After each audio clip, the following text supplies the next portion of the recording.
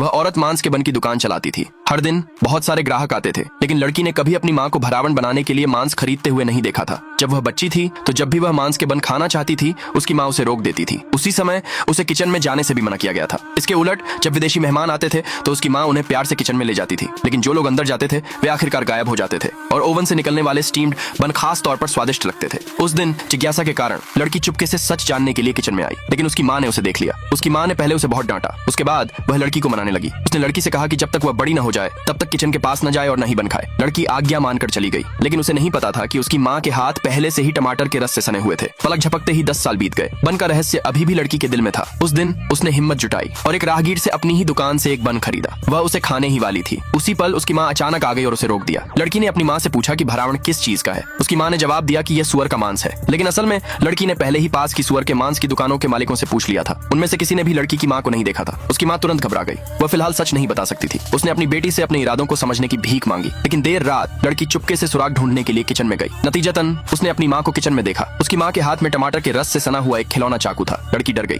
उसकी माँ ने उसे दिलासा दिया और उसे अपने कमरे में जाकर सोने के लिए कहा। लड़की जाने ही वाली थी, लेकिन तभी पास रखी टोकरी गलती से गिर गई। लड़की को शक हुआ कि किचन में कोई और भी है, लेकिन उसकी माँ ने झूठ बोला कि यह एक चूहा था। उसने लड़की से वादा किया कि जब वह अपने बॉयफ्रेंड को घर लाएगी तो वह उसे सच बताएगी। मुझे लगा कि यह एक मजाक था, लेकिन 3 महीने बाद लड़की सच में अपने बॉयफ्रेंड को घर ले आई। वह सच जानने के लिए बेताब थी, लेकिन उसकी माँ ने कहा कि वे खाने के बाद बात करेंगे। फिर उसने तैयार मीट बंस लड़के को परोसे। लड़की गुस्से में थी, क्योंकि बंस हमेशा सिर्फ बाहर वालों को दिए जाते थे। उसने अपनी माँ द्वारा डाले गए ड्रिंक को एक ही बार में पी लिया। नतीजतन अगले ही पल वह बेहोश हो गई। इसके तुरंत बाद एक अविश्वसनीय दृश्य सामने आया। ऐसी ही शानदार वीडियोस के लिए चैनल से जुड़ जाएं।